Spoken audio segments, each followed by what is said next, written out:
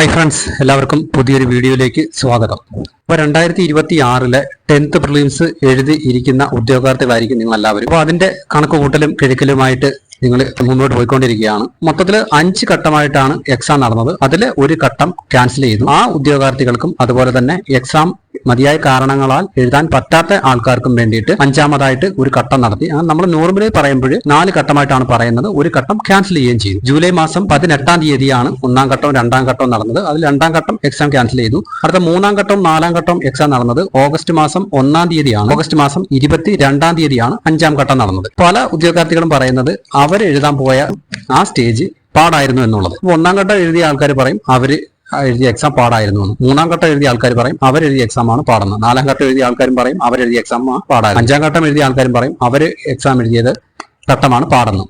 ആ ഒരു എക്സാം സെന്ററിൽ പോയിരുന്ന് ആ ഒരു അറ്റ്മോസ്ഫിയറിൽ എഴുതുന്ന സമയത്ത് നമുക്ക് അറിയാവുന്ന കാര്യങ്ങളും കൂടെ നമുക്ക് ഓർമ്മ വരത്തില്ല. അതുപോലെ തന്നെ നമ്മൾ കറുപ്പിക്കുന്നത് ചിലപ്പോൾ മൈനസ് ആയി പോകും. അങ്ങനെയുള്ള സാധ്യതയൊക്കെ ഉണ്ട്. നമ്മൾ പറയുകയാണെങ്കിൽ കേരളത്തിന്റെ തലസ്ഥാനം ഏതാണെന്ന് ചോദിക്കുകയാണെങ്കിൽ നമുക്ക് ഏത് ഉറക്കത്തിൽ വിളിച്ച് ചോദിച്ചാലും നമുക്കറിയാം. പക്ഷെ നമ്മൾ ആ സ്പോട്ടിൽ ചെന്നിരിക്കുന്ന സമയത്ത് ചിലപ്പോൾ നമ്മൾ മൈൻഡ് ഔട്ട് ആയിട്ട് നമ്മൾ മൊത്തത്തിൽ കൺഫ്യൂഷൻ അടിച്ച് നമ്മൾ ചിലപ്പോൾ എറണാകുളം എഴുതി വെച്ചിരിക്കും. അപ്പൊ അതാണ് ഞാൻ പറഞ്ഞത്, എത്രത്തോളം എക്സാം സിമ്പിൾ ആവുന്നു അത്രത്തോളം നമുക്ക് മൈനസ് വരാനുള്ള ചാൻസ് കൂടുതലാണ്. 10-16 ക്വസ്റ്റ്യൻസ് തെറ്റിച്ച് വെച്ച ആൾക്കാർ വരെ ഈ പല സ്റ്റേജിലും ഉണ്ട്. LGS ലെവലുള്ള ക്വസ്റ്റ്യൻസ് വരുമ്പോഴത്തേക്കും നമുക്ക് കറുപ്പിക്കാനുള്ള ടെൻഡൻസി കൂടും. അതുപോലെ തന്നെ നമ്മൾ മൈനസ് എഴുതാനുള്ള ചാൻസും കൂടും. പല വീഡിയോസിലും നമ്മൾ കമന്റ്സ് നോക്കുമ്പോൾ നമുക്ക് കാണാൻ പറ്റുന്നത് പല ആൾക്കാർ പറയുന്നത് അവർക്ക് 80 ഉണ്ട്, 85 ഉണ്ട്, 90 ഉണ്ട്, അങ്ങനെയൊക്കെ ആൾക്കാർ പറയുന്നുണ്ട്. അവരൊക്കെ ഈ കമ്പനി ബോർഡ് LGS ആയാലും അതുപോലെ തന്നെ ബെവറേജ് LD ആയാലും ബാക്കി എല്ലാത്തിന്റെയും പ്രിലിമിനറി എക്സാം നടന്നതിനകത്തെല്ലാം അവർ റാങ്ക് ലിസ്റ്റിൽ വരാൻ സാധ്യതയുള്ള ഉദ്യോഗാർത്ഥികളാണ് അവരെല്ലാം. അതായത് 80+ മാർക്ക് മേടിച്ച അല്ലെങ്കിൽ 85+ മാർക്ക് മേടിച്ചവരെല്ലാം അതിനകത്ത് റാങ്ക് ലിസ്റ്റ് വരാനുള്ള സാധ്യതയുള്ള ഉദ്യോഗാർത്ഥികളാണ്. അവർ ചിലപ്പം LDSിലോ LGSിലോ അതുപോലെ തന്നെ കമ്പനി ബോർഡ് അസിസ്റ്റന്റിലോ ഒക്കെ ഉള്ള ഉദ്യോഗാർത്ഥികളായിരിക്കാം ഹയസ്റ്റ് മാർക്ക് അടിച്ചിരിക്കുന്ന ആൾക്കാർ. ആ റാങ്ക് ലിസ്റ്റിൽ ആദ്യത്തെ 100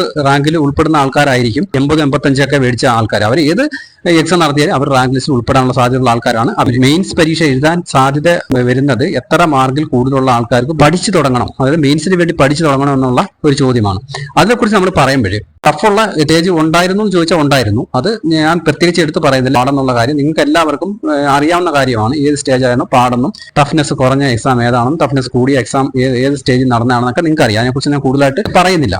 ഓക്കെ, അപ്പം ടഫ്നെസ് കൂടിയ സ്റ്റേജിൽ എക്സാം നടന്ന ഉദ്യോഗാർത്ഥികൾക്ക് സ്റ്റാൻഡർഡൈസേഷനും നോർമലൈസേഷനൊക്കെ വരുമ്പോഴത്തേന് അവർ മാർക്ക് കൂടാനുള്ള സാധ്യത ഉണ്ട്. ഓക്കെ, 5 മുതൽ 10 മാർക്ക് വരെ അവർ കൂടാനുള്ള സാധ്യത ഉണ്ട്. നമ്മളിപ്പോൾ പറയുന്നത് എത്ര മാർക്കിൽ കൂടുതലുള്ളവർ പഠിച്ചു തുടങ്ങണമെന്നാണ്. അപ്പം ഞാൻ പറയുന്നത് നിങ്ങൾ എല്ലാവരും പഠിച്ചു തുടങ്ങണമെന്നാണ്. ഈ കമ്പനി ബോർഡ് LGS അല്ലെങ്കിൽ LDക്ക് വേണ്ടിയിട്ടല്ല, ഏത് എക്സാമിന് വേണ്ടിയിട്ട് നിങ്ങൾ പഠിച്ചു തുടങ്ങണം. കമ്പനി ബോർഡ് LGSന് കൂടുതൽ അപ്പോയിന്റ്മെന്റ് നടക്കുന്നു. ഇപ്പോൾ ഉള്ള ലിസ്റ്റ് ഞാൻ 609/2021 തന്നെ ഏകദേശം 3000-ൽ പുറത്ത് ടോട്ടൽ അഡ്വൈസ് നടന്നിട്ടുണ്ട്. അതുപോലെ തന്നെ ഓപ്പൺ കോമ്പറ്റീഷൻ ഏകദേശം 2600+ ഒക്കെ ആയിട്ടുണ്ടെന്നാണ്. അതുപോലെ അപ്പോയിന്റ്മെന്റ് നടക്കുന്ന ഒരു പോസ്റ്റാണ് കമ്പനി ബോർഡ് LGS. അപ്പൊ അത്രത്തോളം ആൾക്കാരെ മെയിൻ പരീക്ഷ എഴുതാനായിട്ടായിരിക്കും PSC അനുവദിക്കും. അപ്പൊ നമ്മൾ എത്ര മാർക്ക് കൂടുതലുള്ളവർ പഠിച്ചു തുടങ്ങണമെന്നാണ്. അപ്പൊ ഞാൻ നേരത്തെ പറഞ്ഞു 80-85 മാർക്കിൽ കൂടുതലുള്ള ആൾക്കാരൊക്കെ റാങ്ക് ലിസ്റ്റ് ഉൾപ്പെടാൻ സാധ്യതയുള്ള ആൾക്കാരാണ്. അവരെ നമ്മൾ മാറ്റി നിർത്തുന്നു. പിന്നെ എത്രത്തോളം മാർക്ക് കുറഞ്ഞു വരും എന്നാണ് നമ്മൾ ചിന്തിക്കുന്നത്. ഇപ്പൊ ഏകദേശം നമുക്കൊരു 70 മാർക്കിൽ കൂടുതലുള്ള ആൾക്കാർ തന്നെ എടുത്താൽ തന്നെ കഴിഞ്ഞ വട്ടത്തെ മെയിൻ പരീക്ഷ എഴുതാൻ അനുവാദം കൊടുത്ത ഉദ്യോഗാർത്ഥികളെ നമ്മൾ താരതമ്യം ചെയ്ത് ഏകദേശം 57,000 പേരാണ് 75+ കട്ട് ഓഫ് 75 പോയിന്റ് സംതിങ് ആണ് കഴിഞ്ഞ കമ്പനി ബോർഡ് LGSന്റെ കട്ട് ഓഫ്.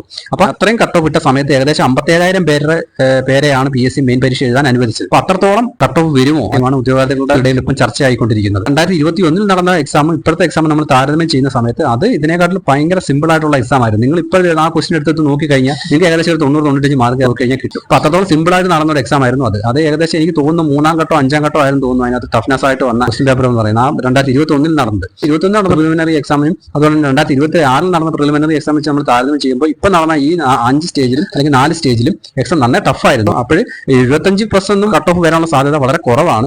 വരത്തില്ല എന്ന് ഉറപ്പിച്ച് പറയാൻ പറ്റത്തില്ല, വളരെ കുറവാണ്. ഇനി നമ്മൾ ഇപ്പോഴത്തെ ഒരു കണ്ടീഷൻ അനുസരിച്ച് നിങ്ങളൊരു 65 മാർക്കിൽ കൂടുതൽ മേടിച്ചിട്ടുള്ള ആളാണെന്നുണ്ടെങ്കിൽ നിങ്ങൾ തീർച്ചയായും നിങ്ങൾ കമ്പനി ബോർഡ് LGSന് വേണ്ടിയിട്ടും അതുപോലെ തന്നെ ബെവറേജ് LDക്ക് വേണ്ടി നിങ്ങൾ പഠിച്ചു തുടങ്ങണം. 60 മാർക്കിൽ കൂടുതലുള്ള ആൾക്കാരാണെന്നുണ്ടെങ്കിൽ നിങ്ങൾ പഠിക്കേണ്ടെന്നല്ല പഠിക്കണം. പക്ഷേ നിങ്ങൾ കമ്പനി ബോർഡ് LGSന് വേണ്ടിയിട്ട് അതുപോലെ തന്നെ ബെവറേജ് LDക്ക് വേണ്ടി നിങ്ങൾ പഠിക്കുക. കൂടെ തന്നെ നിങ്ങൾക്ക് കുറെ എക്സാം വരുന്നുണ്ട്. അതായത് ഞാൻ പറഞ്ഞ വേരിയസ് LGS വരുന്നുണ്ട്, അതുപോലെ തന്നെ വേരിയസ് LDC വരുന്നുണ്ട്, അതുപോലെ തന്നെ സെക്രട്ടേറിയറ്റ് OA എന്ന് പറയുന്ന ഒരു പോസ്റ്റ് വരുന്നുണ്ട്. ലൈഫ് ഫീൽഡ് അസിസ്റ്റന്റിനെ കുറിച്ച് പറയാത്ത എന്താണ്, ലൈഫ് ഫീൽഡ് അസിസ്റ്റന്റ് പരീക്ഷ ഇപ്പൊ നമ്മുടെ പടിവാതിൽ എത്തി നിൽക്കുകയാണ്. അപ്പൊ അതിനെക്കുറിച്ച് നമ്മൾ സംസാരിക്കുന്ന കാര്യമില്ല.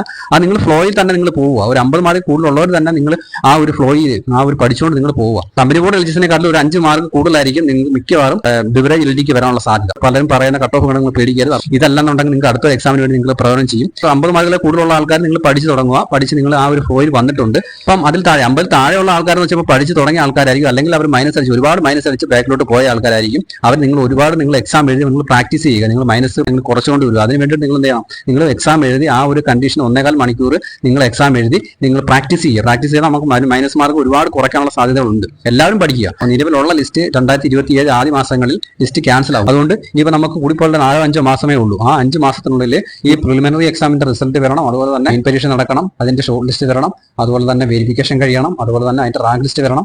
ഇത്രയും പ്രൊസീജിയർ 2027 ആദ്യ മാസങ്ങൾക്ക് മുമ്പ്, അതായത് ജനുവരി ആ മാസങ്ങളിൽ ഇപ്പോൾ ഉള്ള ലിസ്റ്റ് ക്യാൻസൽ ആവുകയാണ്. അതിനുള്ളിൽ ഇതിന്റെ റാങ്ക് ലിസ്റ്റ് വരണം. അപ്പൊ നമുക്ക് സമയം ഒട്ടുമില്ല, മെയിൻ പരീക്ഷ വരാനായിട്ട് നമുക്ക് സമയം ഒട്ടുമില്ല. നിങ്ങൾ റിസൾട്ട് വരട്ടെ, പ്രിലിമിനറി പരീക്ഷയുടെ റിസൾട്ട് വരട്ടെ എന്ന് കാത്തിരുന്ന് കഴിഞ്ഞാൽ നടക്കത്തില്ല. നിങ്ങൾക്ക് പഠിച്ച് മുന്നോട്ട് കൊണ്ടുപോകാൻ പറ്റത്തില്ല. പ്രിലിമിനറി പരീക്ഷയ്ക്ക് വേണ്ടി നമ്മൾ സിലബസ് വെച്ച് പഠിച്ചില്ലേ, അതേപോലെ തന്നെ നിങ്ങൾ പഠിച്ചു തുടങ്ങും. കുറച്ചുകൂടെ മാറ്റം ഉണ്ടെന്നേ ഉള്ളൂ. കുറച്ച് നിങ്ങൾ സിലബസ് രണ്ടുകൂടെ വെച്ച് താരതമ്യം ചെയ്ത് നോക്കുക. കുറച്ചുകൂടെ മെയിൻ പരീക്ഷയ്ക്ക് വേണ്ടി ഉണ്ട് എന്ന് മാത്രമേ ഉള്ളൂ. എവറേജ് എൽഡിക്ക് ഇംഗ്ലീഷ് മലയാളമൊക്കെ ഉണ്ട്. അതിനുവേണ്ടി നിങ്ങൾ വർക്ക് ചെയ്യുന്നുണ്ടെങ്കിൽ നിങ്ങൾ അതിന് ആ ഒരു സബ്ജക്റ്റും കൂടെ നിങ്ങൾ കൊണ്ടുപോകുക. എല്ലാവർക്കും വിജയം ഉണ്ടാവും. ഇത്രയേ ഉള്ളൂ. വീഡിയോ ഇഷ്ടപ്പെട്ടാൽ ലൈക്ക് ചെയ്യുക, ഡൗട്ടുകളുണ്ടെങ്കിൽ കമന്റ് ചെയ്യുക. പുതിയൊരു വീഡിയോ മറ്റോടെ തന്നെ കാണാം. അതുവരെ എല്ലാവർക്കും വളരെയധികം നന്ദി, നമസ്കാരം.